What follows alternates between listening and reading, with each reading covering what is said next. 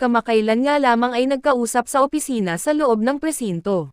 Si Kylie Padilla ay nakaupo sa harap ni Rhea Atayde, halatang malalim ang pinagdadaanan. Si Rhea ay kalmado ngunit matigas ang ekspresyon.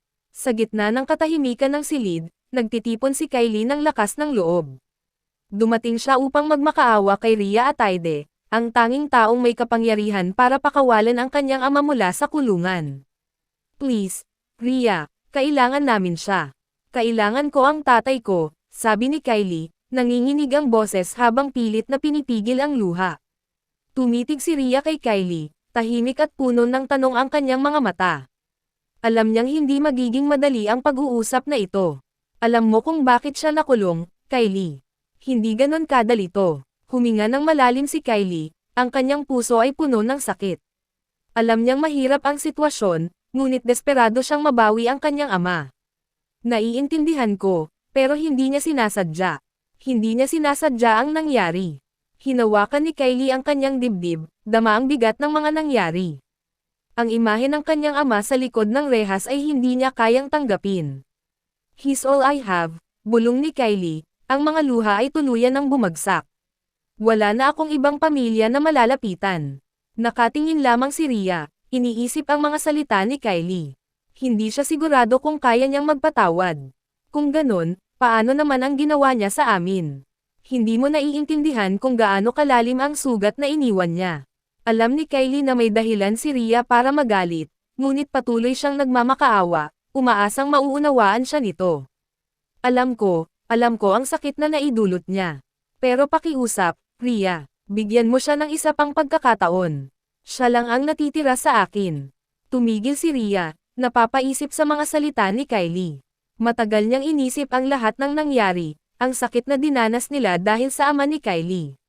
"Saan ka nang gagaling, Kylie?" tanong ni Rhea, seryoso ang boses. Hindi pwedeng basta nalang burahin ang mga ginawa niya. Alam ni Kylie ang bigat ng kanyang hiling. Ngunit wala siyang ibang magawa kundi magmakaawa. Handa siyang isantabi ang pride para sa kalayaan ng kanyang ama. "Hindi ko naman sinasabing kalimutan ang lahat. Pero pakiusap, Rhea. Nakikiusap ako bilang anak." Hindi pa rin gumalaw si Rhea. Alam niyang totoo ang sakit ni Kylie, ngunit hindi niya maaaring baliwalain ang hustisya. "Sa totoo lang, Kylie," sabi ni Rhea, "mahihirapan akong gawin yan. Masyado pang sariwa ang mga sugat." Umiiyak na si Kylie ngayon, nanginginig sa sobrang emosyon. "Sugat din ito para sa akin, Rhea. Hindi lang ikaw ang nasaktan. Ang pamilya ko rin." Tahimik ang silid, puno ng tensyon at sakit. Pareho silang nasaktan ng mga nangyari, ngunit magkaiba ang kanilang pinanghahawakan. "Alam kong wala akong karapatan para hingin ito," patuloy ni Kylie, "pero hindi na ako makatulog kakaisip kung hanggang kailan siya maghihirap doon. At ako, paano ako, Kylie? Hindi mo ba naiisip ang mga dinaanan ko dahil sa kanya?" Napapikit si Kylie, alam niyang tama si Rhea. Ngunit hindi niya kayang bitawan ang pag-asa. "Wala na akong ibang magagawa, Rhea. Ikaw lang ang may kapangyarihang tulungan kami. Pakiusap." Matagal na tumahimik si Rhea. Nakatingin siya kay Kylie, ang puso niya ay nahihirapan ding timbangin ang lahat ng emosyon. "Bibigyan mo ba ako ng oras na maghilem?"